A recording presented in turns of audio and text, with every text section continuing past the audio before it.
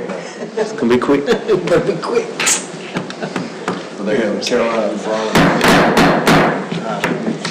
Hey, good afternoon and welcome to our first meeting of 2023. 22 is gone and we're looking forward to everything in 2023. The invocation tonight will be given by our council member Beatrice Thompson and respectful flags be led by our Mayor Pro Tem Matt Hart. Please rise. And we pray, dear Heavenly Father, once again we assemble in these council chambers to conduct the business of our city. We thank you, God, for your presence among us. As we enter the 2023rd year, we humbly ask for your continued guidance as we seek to make decisions that are fair, just, and in the best interest of the citizens that we serve. Dear God, in a world of confusion and division, we humbly ask that you would give us the vision to see what is possible, the faith to pave the way for a presence that is hopeful, and a future that is peaceful, a heart that can bring comfort to others. We come now to ask your blessings on our community, our city, our nation. We pause to ask a special blessing on our fellow council member, Rick Lockridge, and his precious wife, who is suffering from medical problems. Please give them comfort, peace, and healing as they face these challenges.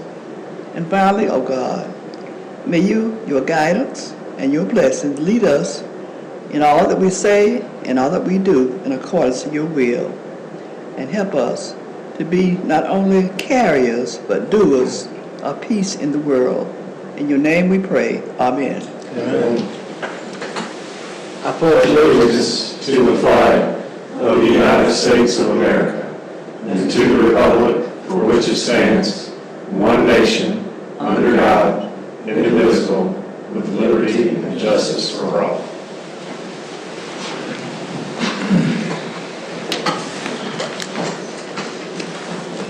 Our last meeting was on December the 12th, and those minutes have been distributed in the packet. Are there any corrections or additions to the minutes? Not hearing any, do I have a motion to approve? So moved. First by Mr. Jeff Roberts. Second. Second by Mr. Kyle Newton. All those in favor say aye. Aye. Opposed? The minutes of December 12th pass unanimously. We have one item of old business, and that item is request second reading of ordinance 2301, authorizing the execution of a contract and a deed to convey property located at Lot 1, Lee Street. Ms. McEwen. Okay, as you know, we've taken action on this on first reading and also a resolution to deem this surplus property. And City Attorney Frank McLean has been completing this, and so, Mr. McLean? This is second reading of an ordinance to approve the execution of the contract and once the contract is fulfilled, a deed of this property which you previously decided we did deed. This is offered by Mr. Russell right after the appraised value. It's our recommendation that we approve it. Pass the ordinance on second reading. Thank you, sir. I think we passed it unanimously on the first reading. Are there any additional comments or questions? Mr. Mayor, I make a motion we approve this on second reading. Second. First by the Mayor Pro Tem, and second by Dr. Thompson. All those in favor say aye. Aye. Opposed? It passes unanimously on the second and final reading. We have two items of new business, and the first item is request consideration of appointments to the Anderson Housing Authority Board of Commissioners. Ms. McEwen. Okay, each year we have one member of the board that is appointed or reappointed by City Council, and the terms you can see below as well. In December 2021, the term of Charlie Irvin expired. However, he continued to serve.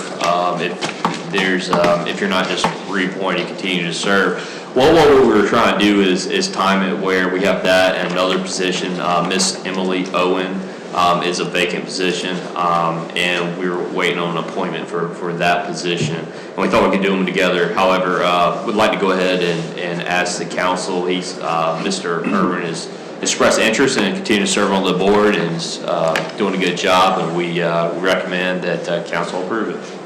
Thank you, sir. Any questions, any comments? He's an excellent person to have served on the board for many, many years, and I would move that we accept him for another term. Yeah, first by Dr. Thompson. Second by Mr. Stewart. Any further discussion, comments? All those in favor say aye. Aye. Opposed? That passes unanimously. As Dr. Thompson said, we thank everybody who serves on this very important board for our city. Our last item of new business, request consideration of a construction contract for stormwater system and improvement projects. Ms. McEwen? So as you're aware, when we took over the stormwater system, as it was mandated by the federal government for us to become an MS4 and run a stormwater utility system, it's very much underfunded. It's been underfunded since its inception. However, what really has helped us out, they had the American Rescue Plan Act, which provided funds from the federal government for, and we were a direct recipient of that and not having to go through the state on it. We qualify for that just due to our size. With that we provided a list to you guys, has several work sessions to look at the prioritization of those funds. And one of the things was it gave us a real opportunity to catch up on the underfunded side, the much needed stormwater infrastructure that really hadn't seen any maintenance because there wasn't a stormwater utility or upgrades to it. And we were having good success with this. So this project before you is a ARPA, as we call it, American Rescue Plan Fund Act project, and as part of that, and I think we have a team together. Lucretia, our city engineer, will present it to us. Thank you, Mr. McEwen. Mayor and council, the request we bring to you today is for a contract for pipelining services at 4 locations in the city. Before we begin tonight's request, I just wanted to give you an update on the American Rescue Plan stormwater projects. Currently, the Hammett Acres pipe replacement, which you approved earlier in the fall, is under construction. The Old Ivy Road and road drainage improvements is about at the 90% design stage. The North Street pipe replacement is in preliminary engineering right now. And the contract under consideration tonight will encompass 2 projects off the initial list. The Maine to Murray pipelining and the McDuffie to Maine pipelining were both on that initial list, and 2 additional locations that have since come to our attention that need to be lined. This project consists of pipelining for 4 stormwater lines with approximately 545 feet of cured-in-place pipe and 690 feet of geopolymer lining. There were maps included in your packet of those 4 locations. The project was bid out on December 1st. We had a pre-bid meeting on December 7th, and the bid opening was December 15th. We had interest from 4 different firms, and we received bids from 2 of those.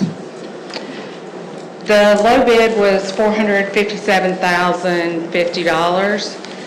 We evaluated that. We checked their references. They're well-liked, do a good job. While we believe the low bid is a responsible bid and would cover the cost, we are asking for an additional contingency for several reasons. One is the potential of point repairs. If there is a damage in a pipe that they cannot go through the lining, they'll have to dig that and repair that, and that's kind of unknown until it happens. Also, most of our camera inspections of those lines are at least 2 years old now, so there could be further degradation. There could also be more debris in the lines, and more cleaning is more money. So that is the reasoning for the additional funds. Once completed, this project will ensure the continued stability of the existing drainage system and surrounding properties. Several of these lines go under buildings. And as Mr. McEwen said, the funding is from the ARPA Act, and we are requesting approval in the amount not to exceed $550,000 with the contract with Inliner Solutions. And that's all. Thank you. I would assume, comments, I assume the two most difficult ones would be McDuffie to Main and Main Street to Murray, Yes. as far as contingency portion. Any other questions? Mr. Stewart? Is the contractor aware that we have these contingency building plays, because, they may have to say, hey, I got $550,000, or is that just something we got in our hip pocket to say yes, or? In their bid, we had all of them include 50 in their bid, and then the additional, which I think is about 92,000, they are not aware of. No, we added that in afterwards, so they do But not know about that. I would add, with these projects, change orders and so forth, a project like this, it would be identified, the exact specifications, the linear feet, whatever they would have to do for a normal change order coming through. So you would see the itemization of that. Lucretia and her team would confirm that itemization and the cost basis for that as part of our normal approval process. So it doesn't just open the door for them. So how, did we do in-house estimates on what we thought it would cost, and Yes. how does that compare to what they kind of rehire, lower? We actually thought it would cost closer to $1 million to do these. So, and we had a contractor price it out last year, and it was a whole lot lower than this. They actually bid it and were the high bidder, and when I went back and, checked their stuff, it still didn't come out to, it came out more than what their bid was. It was, there were some discrepancies there, but they have done a lot of this in Georgia and North Carolina. I spoke to several cities in Georgia that had nothing but good things to say about them, said they were top-notch, good to work with, were not out to. One other question, just, like sometimes when we do developments, what do you call that when, like we did City Hall development, like the. Construction manager at risk.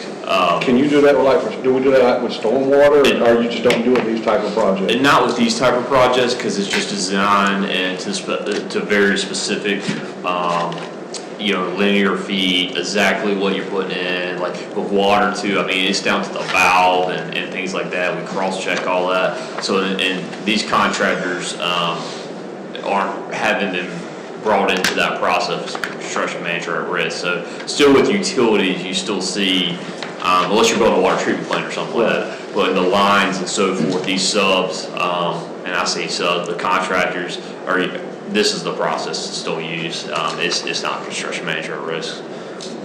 We'll go Mr. Harvin, then Mr. Jeff Roberts. I've got a couple of questions. Thanks for coming to explain all this to us. And as you know, I've had some firsthand knowledge of stormwater Yes. through the years. So the pink, or the little map I've got that's got the broken red lines. So that's an existing line that's there.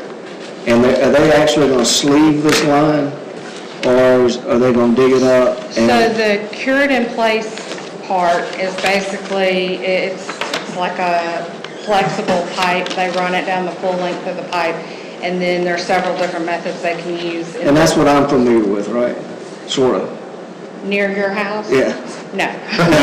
This is different. Okay. So that was a rigid pipe that was shoved through, and then we put grout around it. This is basically like shoving a beach ball in there or something, a tube, and they're gonna blow it up and it hardens. So it basically creates a new pipe inside of the old one. And then the geopolymer, similar to like a shotcrete product where they spray concrete on, except the polymer has a higher strength and a quicker cure time. So it's like 8,000 PSI, 28 days. And you can put it back into service in less than 24 hours. Okay, and so the lines that are on these maps, Yes. they're existing Yes. stormwater lines. And so like Canebrake is just adding a line to divert that back part that floods, right? No, so Canebrake, and this, we're worried that there might be some questions about this.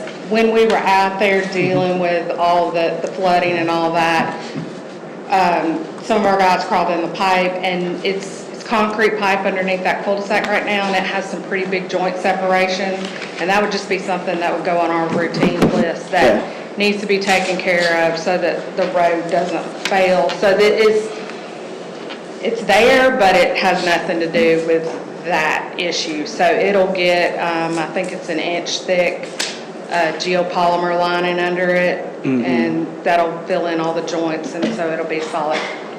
And that leads pipe to in there. me, you mentioned something climbing in the pipes. You know, Yes. we've had a lot of rain lately Yes. and a lot of flooding. And I've seen from your department or from Ken's that there've been a lot of people out there trying to get ahead of the game and plus trying to catch us up that we've been behind for years. So just thanks for all y'all's hard work. And because y'all never get to go out when it's sunny and 68 degrees.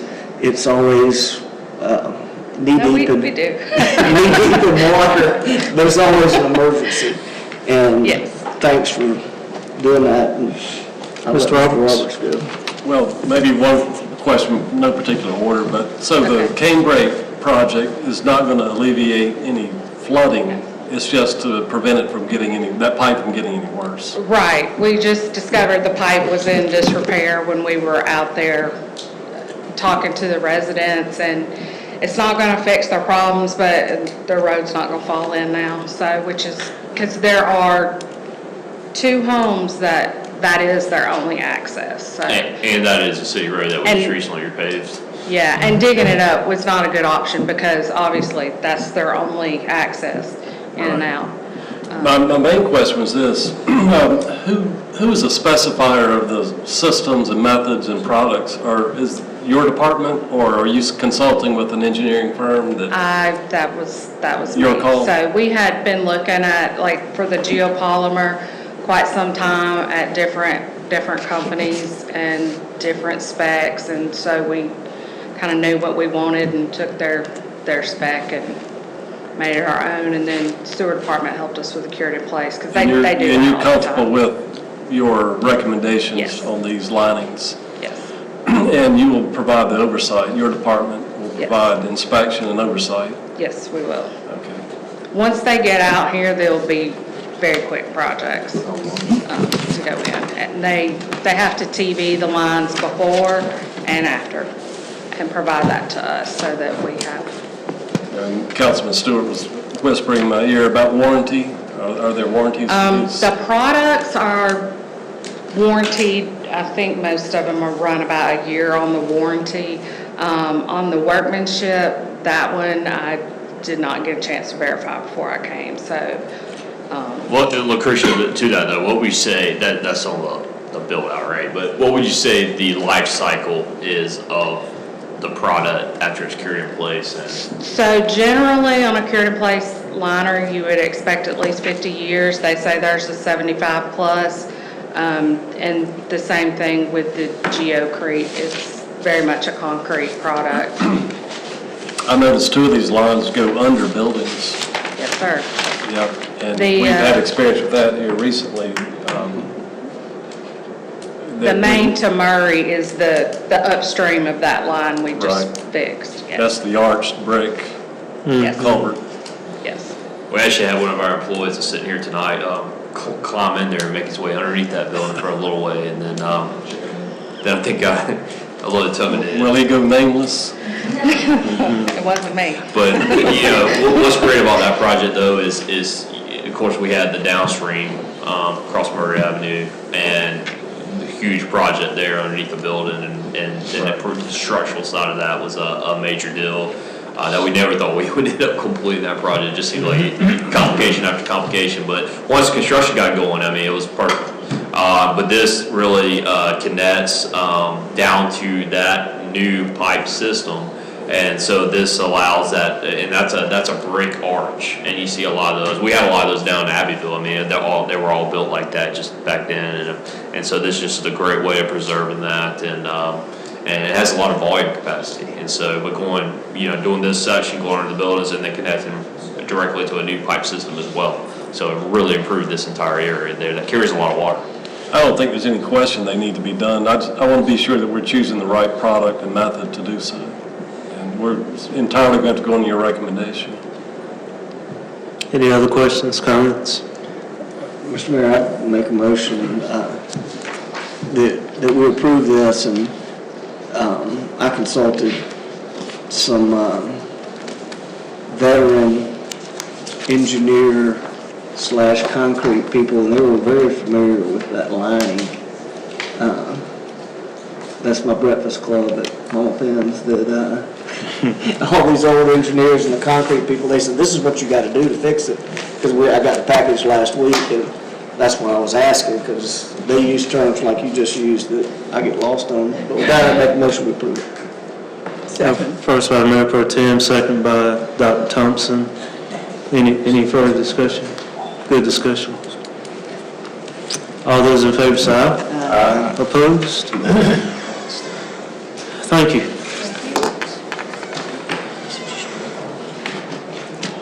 Anything else? That's all we have for you, Mayor. I'd entertain a motion to adjourn. So moved. First by Mr. Newton. Second by Mr. Martinez. All those in favor say aye. Aye. Opposed? We stand adjourned. They were telling me it's like, we're up. There we go. Sometime